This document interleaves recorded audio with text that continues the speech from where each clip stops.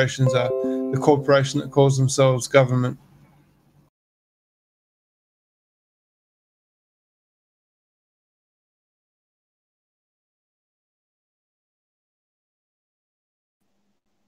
Why do you think that is? Why do you think they don't let you know who the president is?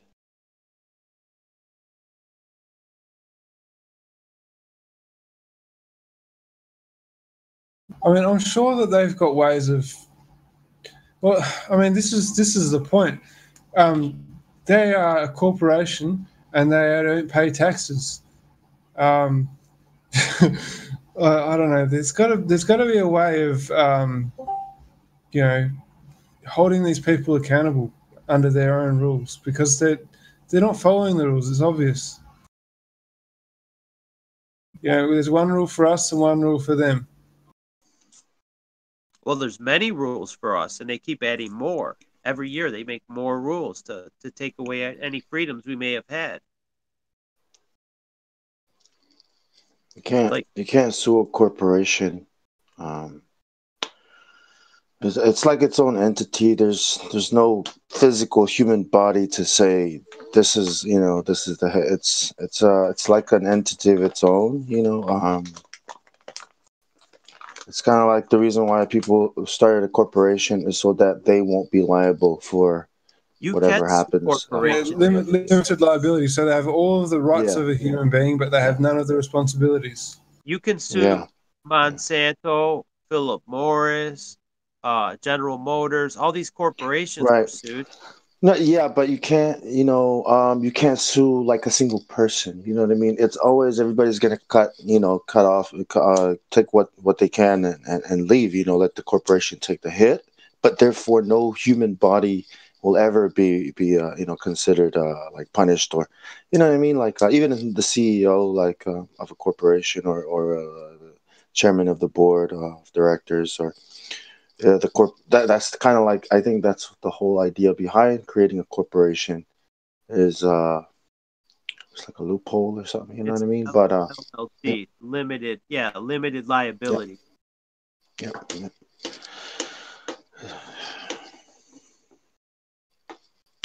Yeah, it sucks, man. It sucks until we could get a better form of government in there to say, you know what?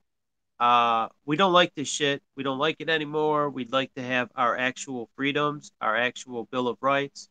And that'll be the laws. Thank you very much. The Constitution and the Bill of Rights.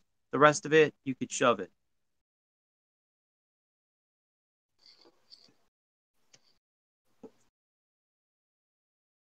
They keep layering on more and more arbitrary laws, like whatever size flush toilet you could have, and different fuel economy for cars. That's the small stuff. The other stuff is it's more draconian. They don't want us to be able to drive. They want driverless cars. They want to charge people by the mile. They want to put devices that could keep track of how many miles you drive, so you could be charged by how much distance you travel. It's really fucked up because they want to push us into these mega cities. The ones that are not dead, they want us all consolidated, so we're right on, we could be easily monitored and controlled. That's what they want. And they want all the land for themselves. So they want to kick us off the land and cram us into cities, the ones that are unfortunate enough to live in that dystopian place. Yeah, I think they're getting us to build their infrastructure. Like once everything is automated, and human labor is obsolete, you know what I mean? Then machines will start. You'll need less people to man the machines, and you probably only need the smart people to maintain and develop, upgrade the machines. So they could have done it a long time ago, but for some reason they're pushing it.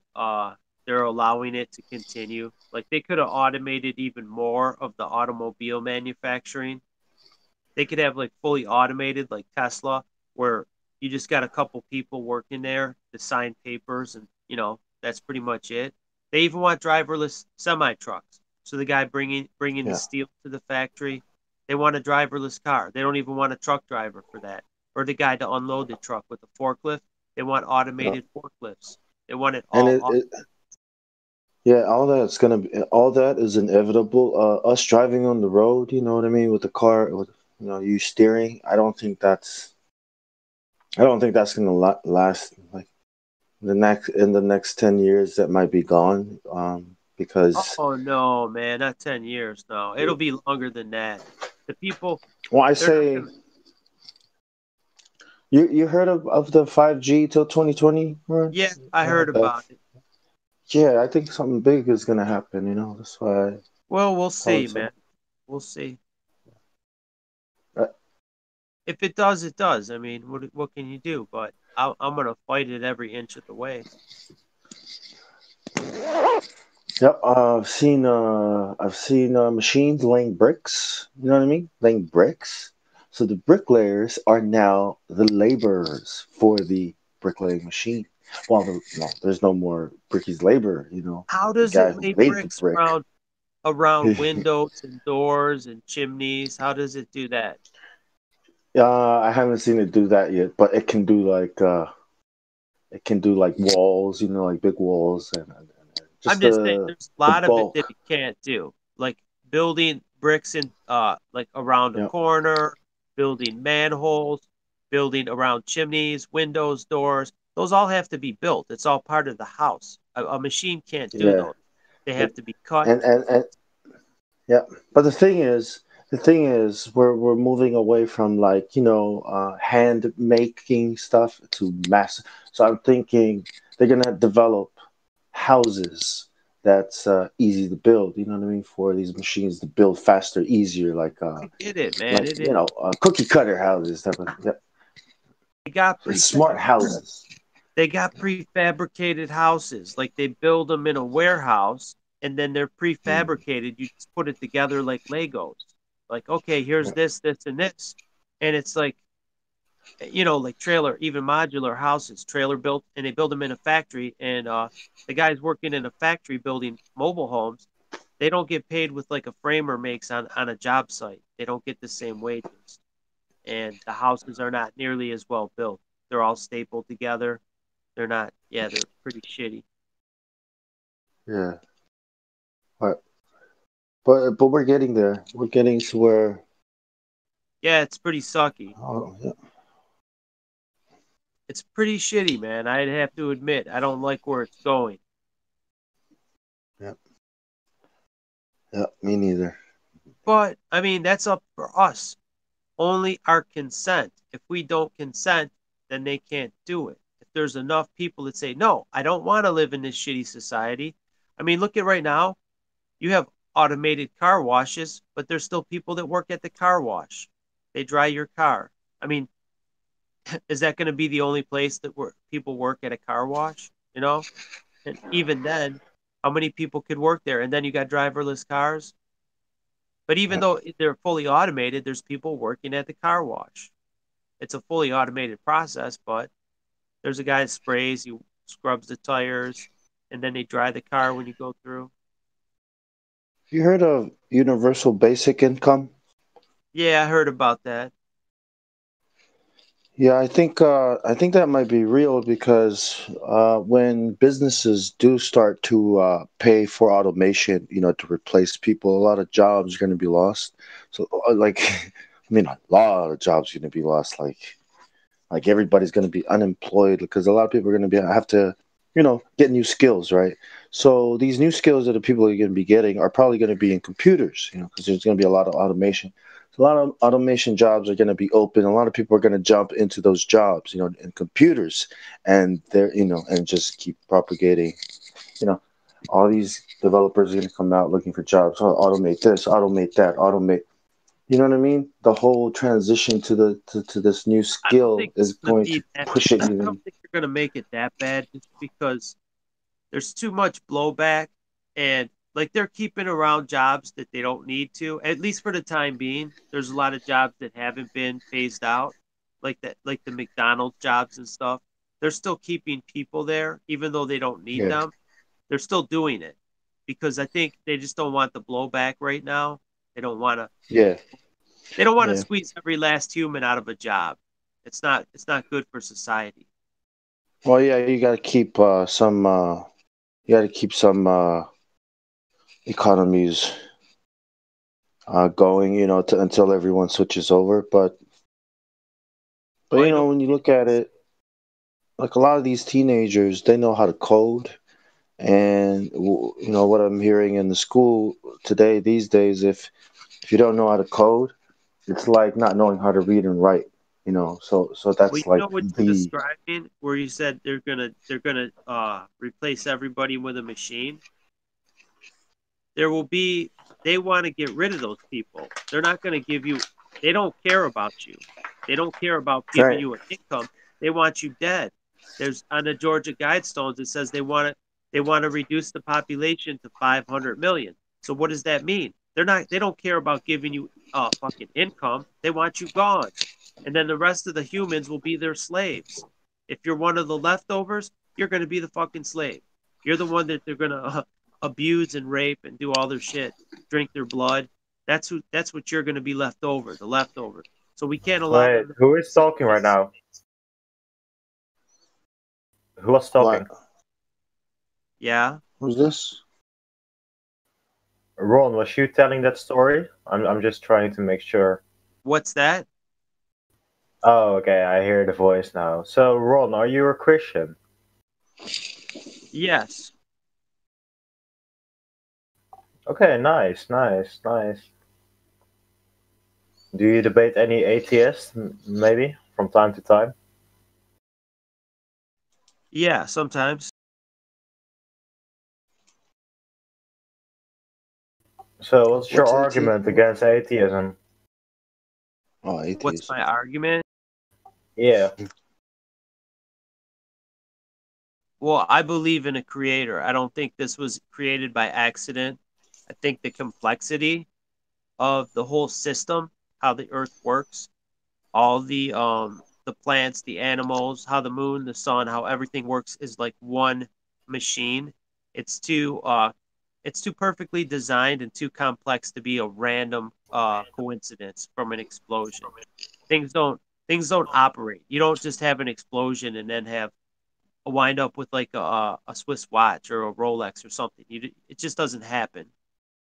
yeah, it's true. Let me tell you a story about it. Flu was Oh one of the God. most feared atheists, and at the end of his life, people confronted him about the complexity of the genome and how little chance it has that life got created by randomness. And later in life, this feared atheist admitted himself that the chance that life could form is actually so low that he converted himself to a Christian.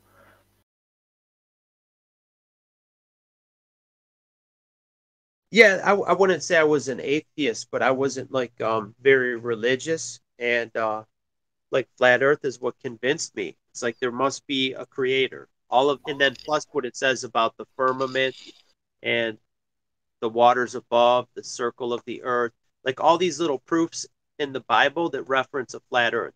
If you know how to read between the lines, you could see it's a flat Earth. Like the Earth is set on pillars; it's immovable. Yeah, sure. Do you? Let me ask you this. What is your stance on evolution? Evolving from like scum. Yeah, I think that's a hoax. Like, okay, there was bacterium, and then people grew fins. They grew in water, and then evolved into humans from apes. I don't believe that. You have to accept so some types of evolution aren't contradictory to the Christian faith. So I myself are a Bible fundamentalist. Okay. So what we see happens is in evolution that when a genome mutates, it gets simplified. So, for example, antibiotics stop working because the bacteria that they are effective on lose some information in their genome. So, what we can say is that the story of the Ark of Noah makes sense because we see a starting point for every animal life.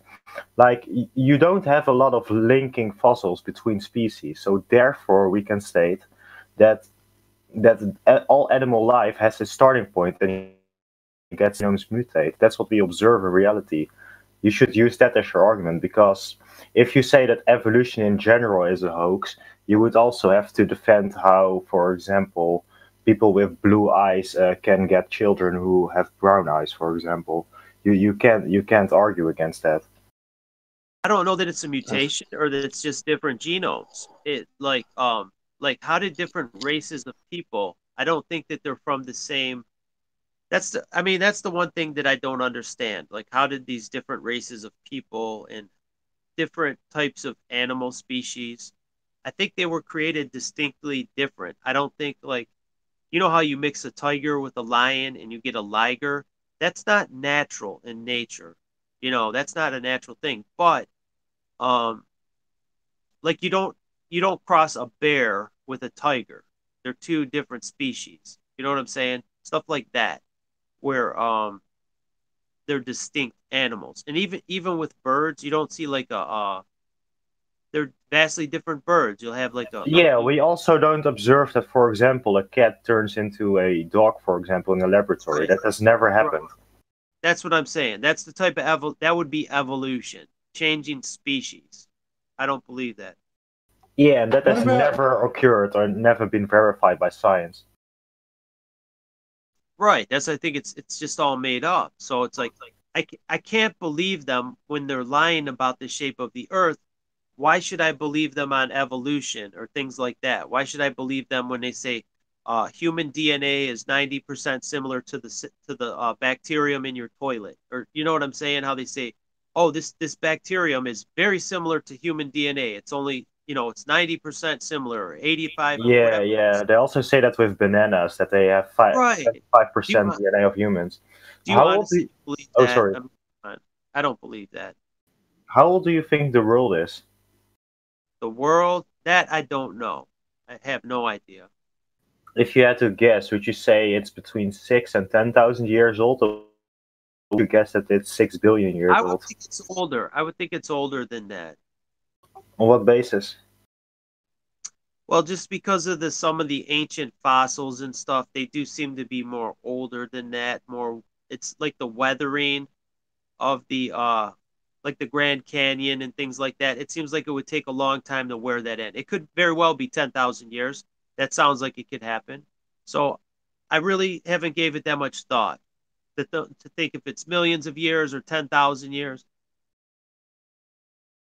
You don't have to accept the 6 billion number that you get from atheists and materialists, and here's why. Okay, so all radiometric dating methods are based upon assumptions about events that happened in the past. So we don't have actually to go back and, like for example, measure the amount of carbon that was in the atmosphere at that time. We assume the number.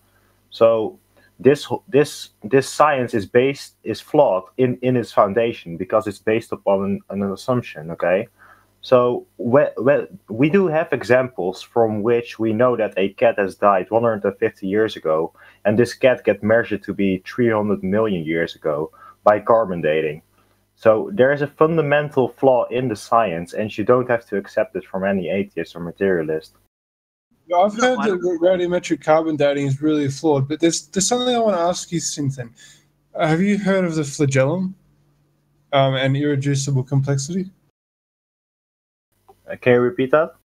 The flagellum is a biological, it's a microbiological organism that could not have evolved without some kind of external input. It's got how do you spell it? How do you spell it? Flagellum. It has 4 parts. It has a rotor, a stator, and the actual propeller, and a motor. And they all have to be designed at the exact same time to be able to function. Without one part, the rest of it doesn't work. And it does the equivalent of swimming at like 70 miles an hour through like peanut butter. Can you spell it again for me? This is pretty interesting. Flagellum. Like flag, ellum. The end of the road.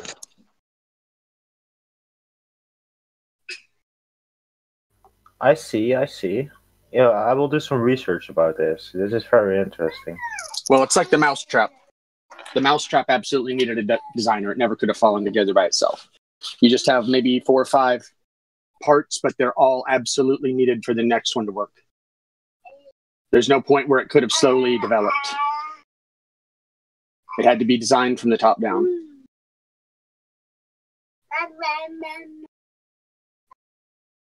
Yeah, what we see in the fossil record is that there are almost no transitional fossils, but there are a lot of fossils of just one species being fully developed. So you have a good argument to make against this 6 billion year old world, because all their science assumptions, because those materialists and atheists, they don't have a time machine to go back and actually do the measurements. Okay, Is it 6 billion now?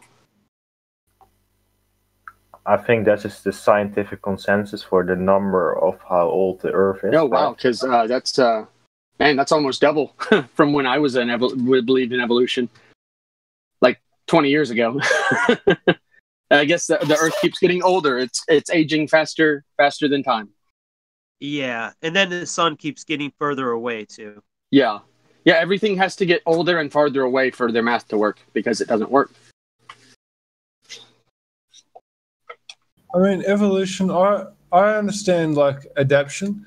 I've actually seen hybridization between native shrub species when I was doing horticulture, and used to be an avid bushwalker, and came across different types of acacia that were not listed in any of the but it was still but they were hybridized species and adaptation due to environmental conditions. But but it was still acacia. But that's a far cry from actual. It's like I had a cat that was part bobcat and part tabby. But I mean, they also had the same great grandfather. So so it's not really proof. It's just proof that the genes go back together when you put them back together.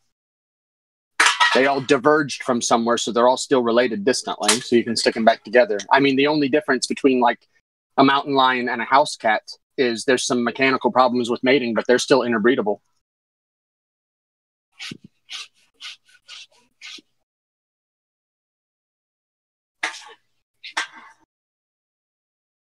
Yeah, I mean, a lot of this is what do we call it? Natural selection, or domestication, and selective artificial selection. Yeah, a lot of it is. I think the Chinese developed 400 different types of dogs within a couple hundred years. Like selective breeding is different, like evolving from like a lizard to a human, or like where are all these missing links? We should find thousands of fossils which show us the links between those species, but we don't. It's a religious belief. I think it's even more religious than heliocentrism. Yeah, they're also taking a leap of faith to explain the natural laws of the universe. They assume logic. Yeah. They appeal to their sense perception and observation to make sense of the universe that God has created. But when you ask them if they really know something, they can't, because they can't appeal to a higher authority like Christians can. We know that our sense perception is basically reliable because of when an atheist tries to appeal to something like that, he can't. No, he has to appeal to something relative. Exactly. Also, the concept of evidence presupposes causality, which an atheist has no justification for. So they will have to keep going in circles, like a debate I had yesterday, and they just have to admit that they have no rational basis to stand on, because all their worldview is based upon assumptions. They assume that their senses are reliable, and they assume that their non-justified axioms, like, for example, the laws of logic, are also true in their universe. I wouldn't even say it's their senses that they're relying on. I think it's their senses that they're denying. I think it's a some kind of psychological sense, like pareidolia, like they just see what they want to see. Yeah, sure, and they like to see the contradictions in the Bible. Yeah. and bash the Bible with the hammer that they got. But Yeah. when it comes down to truth, they can't prove anything in this world without the Christian God, okay? Yeah. Yeah, it's strange that they only attack Jesus. Certain people only attack Christ. Every other religion, it's okay. Yeah, you have a few consistent atheists who attack all religion, but they're few and far between. The vast majority of them do come after Christianity. But I think part of that is because like Christianity and Islam are both Abrahamic. Judaism isn't. Judaism is post-Christ by about 200 years from the Maccabees. But you have all this proof, archaeological proof that verifies, Christianity. Like Sodom and Gomorrah, you have these 98% pure sulfur balls that are all over the Dead Sea, and these ancient ruined cities that are down there. And they were heated so hot that they turned into calcium carbonate. They were limestone concrete. Also, the Quran contradicts itself, because what does the Quran believe that the Bible was before it was corrupted? They refer to it as another testament. And in the same Quran, it believes that the word of God is... So, if the Quran is true, the Bible is true. And because the Bible is true, the Quran is false. Very interesting. I was mostly speaking of the Jews. They don't believe on Jesus, and they're the ones that control the narrative. I hate calling them Jews. I mean, they're not even Jews. No, the synagogue of Satan, the fake Jews, the Khazars. Yeah, they introduced rabbinical Talmudic Judaism about 200 years after Christ. And they're not Pharisees, they're not Sadducees, they're none of those. They're purely straight from that area in Turkey that he called the synagogue of Satan. Yeah, I think they're probably the Pharisees, the scribes and Pharisees. Well, the Pharisees still they still subscribed to the messianic doctrine.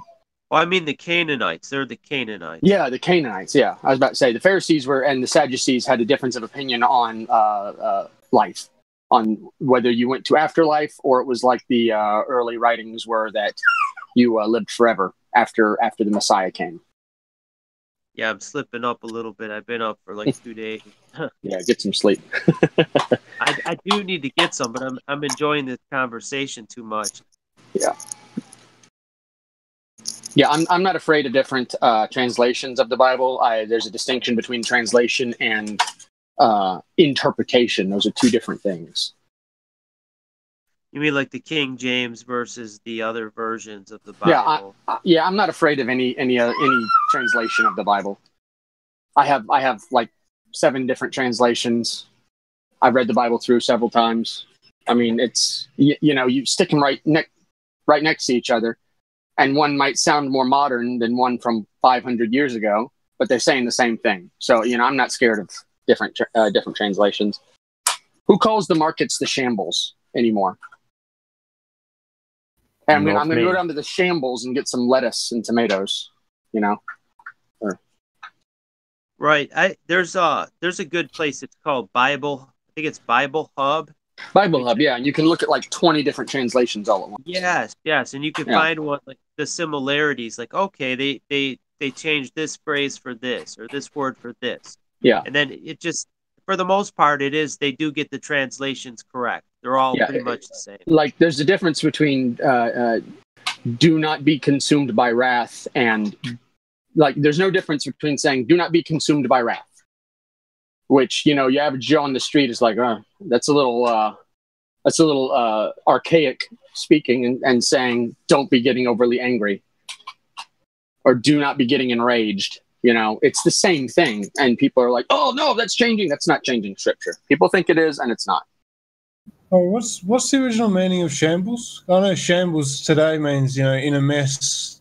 It was the market. And that's kind of where the word evolved through from the old Occitan language. So you got shambles, which was a mess, and the market was a mess, and they called it the shambles. They were going down to the shambles, to get whatever it was they needed. So nowadays we would just say the market. You ever been to like a fish market or like an outdoor market, and it's like tents and shanties everywhere, and you're getting your produce there. So you're talking about the evolution of language through corruption of the meaning of words. Yeah, that's part of it. But I mean, you got to work with what you got. Well, like the Schofield Bible has corrupted like certain words, like where they think the Jews of today, they think that's Israel of the Bible. Yeah, see, that's totally false. There are no Jews in existence. None. Zero. Between Vespasian and Titus, and then their last stand at the fortress. I forget the name of the fortress, but the population of the Jews was wiped out to about 10%. It was mostly women left, and they were sent throughout the Roman Empire as slaves. And so they were bred out after that. That 10% of women and children were bred out after that. There's no Jews left. Where can I get roles in this server? What role do you want? Oh, what can I choose from? You got flat Earth or globe or on the fence. Give me the flat Earth on. Flat Earth. You got to give me 3 proofs. Your 3 best proofs for you. First off, the stars, for example, Polaris, which we can observe from the North Pole, it always stays at a fixed position of 89 degrees, while these globe Earths allege that the Earth is spinning around and moving in all these various positions simultaneously. So I think that's a good proof that the Earth is a stable object. All right, give me 2 more. The second one is how helicopters can stay still in one place and the Earth below them doesn't move, while we allege that the Earth is rotating because we observe day and night, for example. All right, and is the Earth a disk in space? Yeah, I would say so. I would say it stands on pillars. Okay, so it's not a disk floating around in space, like a heliocentric Earth in space. That's just flat, and all the other planets. Okay, it's stable, yes. Okay. Yeah, you can have the roll. I got you. I was worried for a minute. I'm like, oh, yeah, no. I was worried for 1 second there. I mean, I think in the past, I've had maybe 2 or 3 people who have actually come through the Flat Earth Society to become actual flat earthers, still believing in a heliocentric model with space and everything. Yeah, that would be contradictory to your views. I don't think you're able to hold that now. Yeah.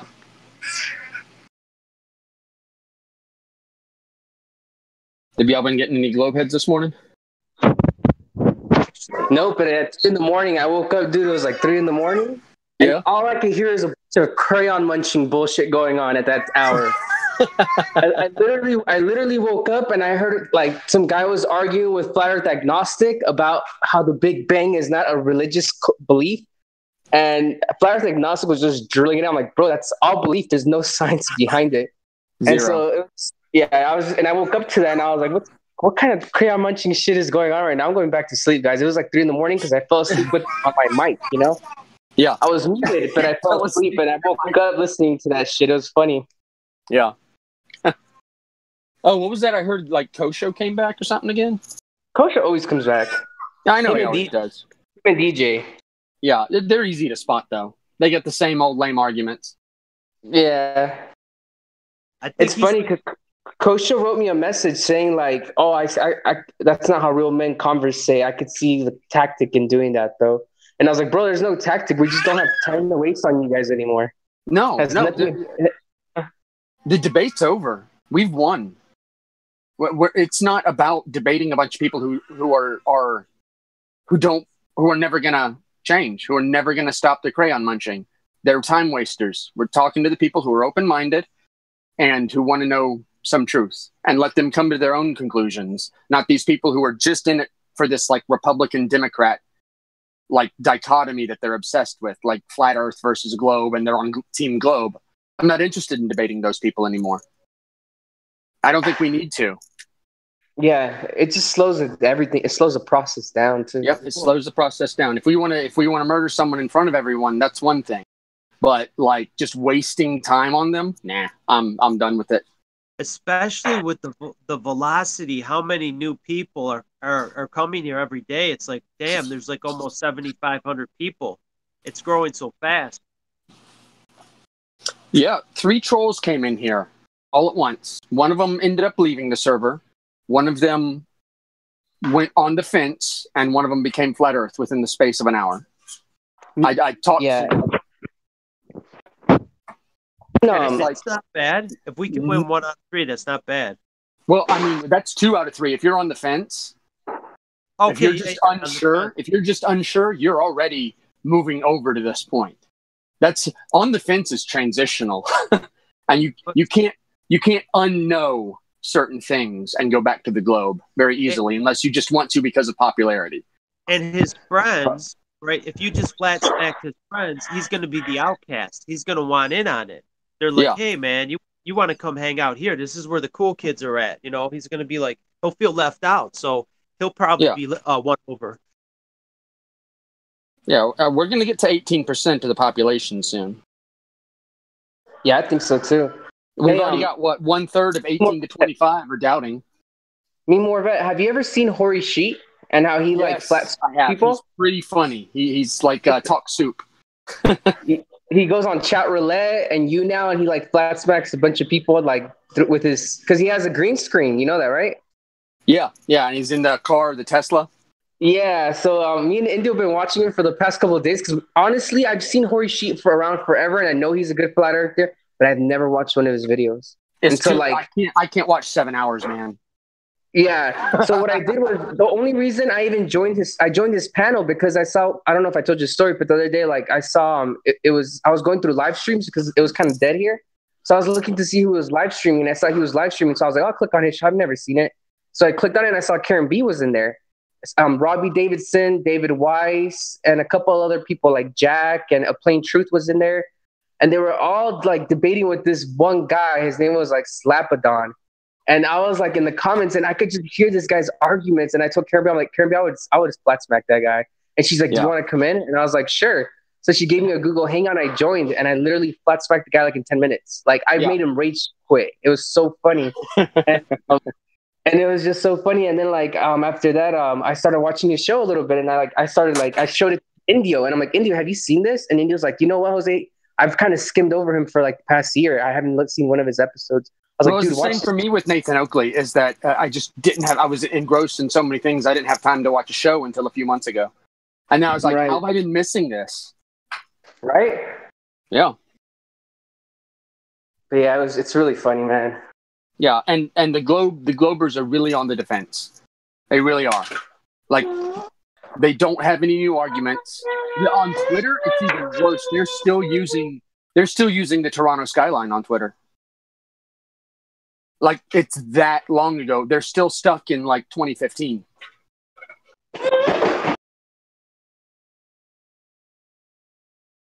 Yeah, like, did you see the new Nathan Oakley show? How they had the guy from FE Core talk about the laser experiment? Has India talked to you? Okay. Yeah. Well, I listened to that. That's good. Then you know what I'm going to talk about. Yeah.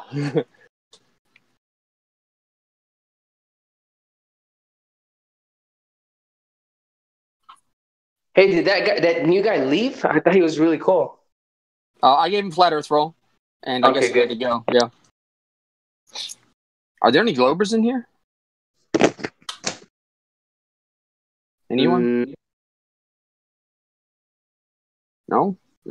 I think we converted them. I know we got a couple converts, at least 2 that I'm aware of.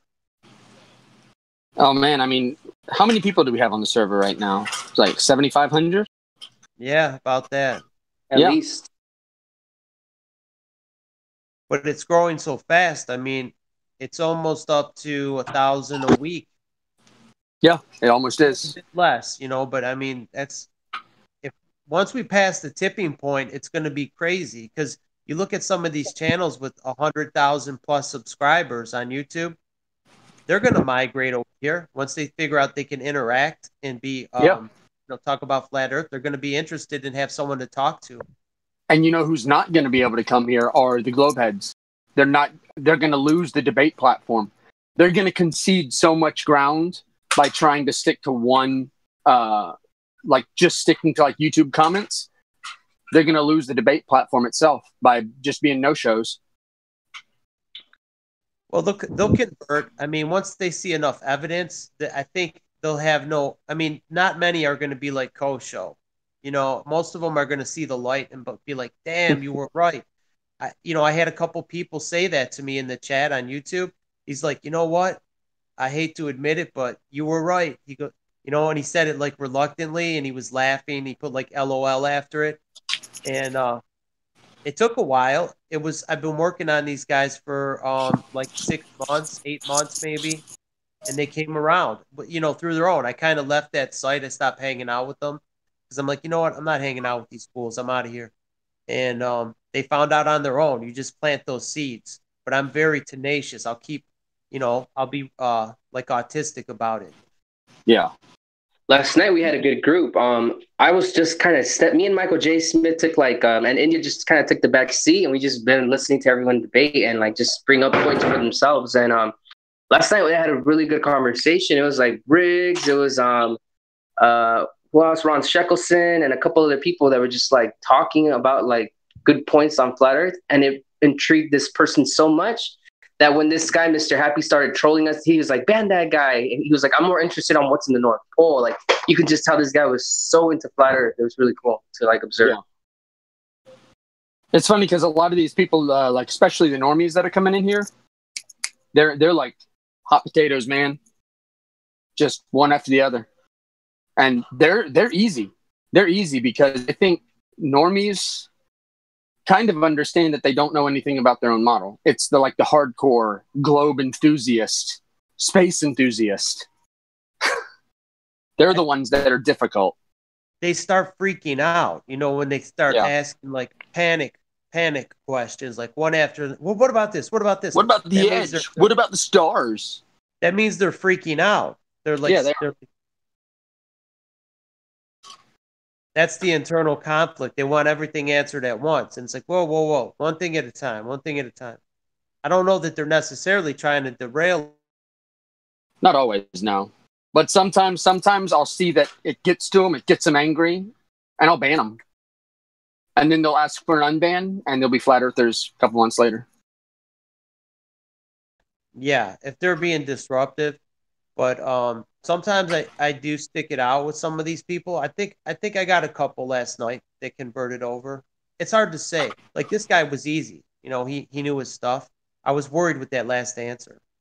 Well, it's floating in space on pillars. I was like, what? He just contradicted himself.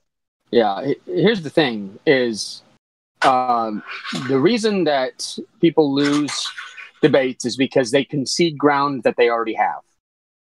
So I'll never, ever concede R. I will never concede radius, ever. Ever. I will not let them talk about the stars. I will not let them talk about tectonic plates. I won't let them talk about a core. They have to show me radius first. And that is absolutely the end of it because every single thing that they believe is a derivative of that. And if I talk about anything that they want to talk about, that means I've already conceded the radius of the Earth to them. I've practically given them the argument. Now they can talk about whatever they want, speculation and all this kind of stuff. Never, ever concede R. Yeah, that's first base. It's like, okay, show me curvature of water anywhere on Earth, and then we'll go from there because we're covered in water, right? It's such a simple argument because everybody's seen it. I'm sure everybody here has been to the beach at least one time and seen the ocean or a lake and just seen how level it is. And if you put all the pieces together, it becomes obvious and that's what they're useful for, like a map, like an AE map. Even though it may not be perfect, it's a good way to conceptualize how everything is arranged.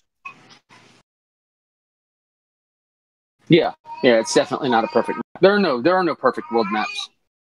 The accurate maps are only about maximum about 600 miles. That's your accurate maps. I bet the military has them more accurate maps than we get. Well, they probably have all those 600-mile charts all put together in the right order. And who You know, I knows? think- Maybe even they don't. Yeah, that's odd. Yeah, maybe they're like, well, need to know. You don't need to know. Yeah. This is your area of operation. It's and just this as is what you have to likely. use. It's just as likely that they can't get past where they've made it illegal for us, that they can't know that they don't know anything, that they haven't discovered anything, and that they don't have as many ships patrolling as everyone thinks, and they're not as powerful as everybody thinks. I think 90% of what they have is the illusion of absolute power. Well, I think you're right about. I think they're compartmentalized too, because they don't want anybody to see the big picture. Not even the generals. They don't see the big picture. Yeah, I think we interrupted somebody. Was somebody trying to talk? I was just on the part of converting globers to the flat Earth. I think it's important to sort of give people a little bit of leeway, like just show them that you're willing to concede anything as long as they provide evidence, and that sort of coaxes them towards admitting that they don't know. And if they'll concede something, then they've got movement there. Yeah. I think there's some things I'll do, like I will give them a point for them to argue that I know we can knock down pretty easy. That's how I do that. So if they want to try and argue, I'll bring up the Foucaults Pendulum, then I'll ask them to tell me how it works, and I'll steer the narrative that direction.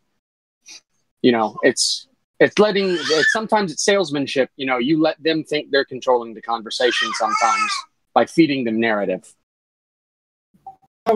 Tell me what's the flaw in the...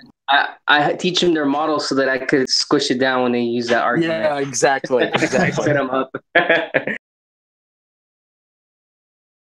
Yeah, you've got to teach them their model first. It is kind of depressing, but what is the actual flaw with the Foucaults Pendulum? I want to know this argument properly. Well, none of them work. Like, they'll swing back and forth. They don't swing in precession of the Earth.